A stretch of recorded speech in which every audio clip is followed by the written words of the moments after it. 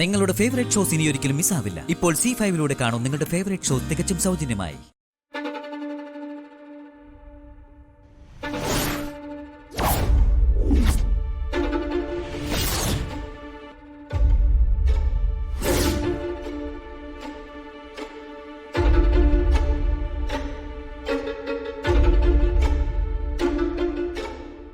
അവിടെ വച്ചേക്ക്.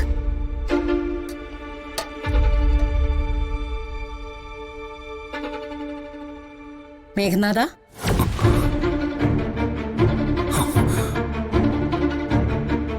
നീ ഇങ്ങനെ തുറച്ചു നോക്കണ്ട. ഞാൻ നിന്റെ അമ്മ തന്നെയാ. കോട്ടയ്ക്കൽ വിശ്വംഭരന്റെ ഭാര്യ, കോട്ടയ്ക്കൽ ഭവാനി.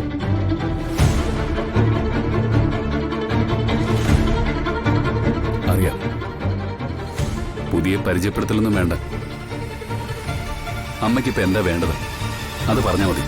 എനിക്ക് വേണ്ടത് നിന്റെ ആരോഗ്യമോ, ശരീരത്തിനും മനസ്സിനും. പലപ്പോഴും നീ ആഹാരം പോലും കഴിക്കുന്നില്ല. ഇപ്പതാ ഞാൻ കുറച്ച് പാൽപ്പായസം കൊണ്ടുവന്നിട്ടുണ്ട്, നീ അത് കഴിക്കണം. പാൽപ്പായസം? അതെന്തിനാ? അതിലെന്താ ഇത്ര വിശേഷം? വിശേഷമോ? നല്ല കഥയായി. ഇന്ന് ശ്രീകൃഷ്ണ ജയന്തിയാ.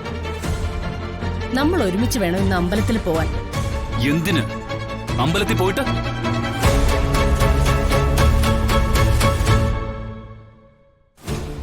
അമ്പലത്തിൽ പോയില്ലെങ്കിലും എനിക്ക് കാണാൻ പറ്റും എന്റെ ഉണ്ണിക്കണ്ണനെ. പെറ്റ് വീണപ്പോ തന്നെ അവനെ നാട് കടത്തുകയായിരുന്നു. ഭഗവാൻ കൃഷ്ണനെ അവന്റെ അച്ഛനാണ് നാട് കടത്തിയതെങ്കിൽ എന്റെ ഉണ്ണിക്കണ്ണനോട് അത് ചെയ്തത് അവന്റെ ഇളയമ്മമാരാ. രണ്ടിലും ഉണ്ണിക്കണ്ണന്മാർ അച്ഛനെ പിരിഞ്ഞുപോയി. എന്റെ കണ്ണൻ എവിടെയോ അനാഥനായി വളരുകയാണിപ്പോ.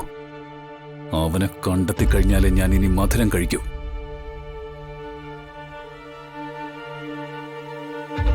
കഴിഞ്ഞ കുറച്ച് വർഷങ്ങളായി നീ ഇത് തന്നെയാ പറയുന്നേ. അവനെ കണ്ടുപിടിക്കാൻ ചെയ്യാവുന്നതെല്ലാം ചെയ്തു.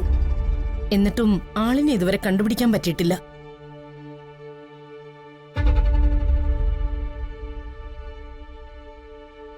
ആഗ്രഹമൊക്കെ നല്ലതാ, പക്ഷെ അത് നടന്നു കിട്ടുന്ന കാര്യം എളുപ്പമല്ലാന്ന് സാരം. നടക്കും അമ്മേ, നടക്കും.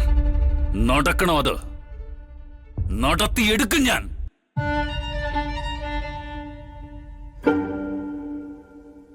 ഏതായാലും അമ്മയൊന്ന് തീർച്ചപ്പെടുത്തിക്കോ.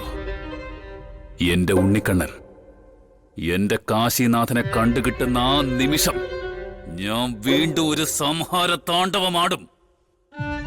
ഈ കാലമത്രയും എന്റെ ചോരയെ എന്നിൽ നിന്നും കവർന്നൊളിപ്പിച്ച ആ നശിച്ച പെൺകുട്ടികളെ ഒന്നോടെ അവസാനിപ്പിക്കും ഞാൻ. എന്നിട്ട് വേണം എനിക്ക് പുതിയൊരു മേഘനാഥനായി ഈ തൃപ്പങ്ങോട്ട് ദേശം വാണരുളാൻ. ആഗ്രഹവും ആവേശവും നന്ന്, പക്ഷേ കാലം കുറെ ആയില്ലേ. ഇനി നീ എവിടെ ചെന്ന് അവരെ കണ്ടെത്തുന്നേ?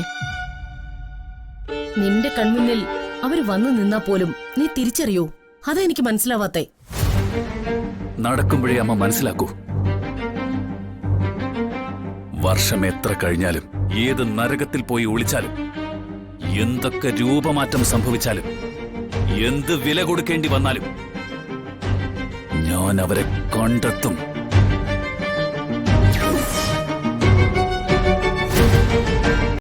ഡൗൺലോഡ് ചെയ്യൂ C5 ആപ്പ്. കാണൂ എല്ലാ എപ്പിസോഡുകളും സൗജന്യമായി.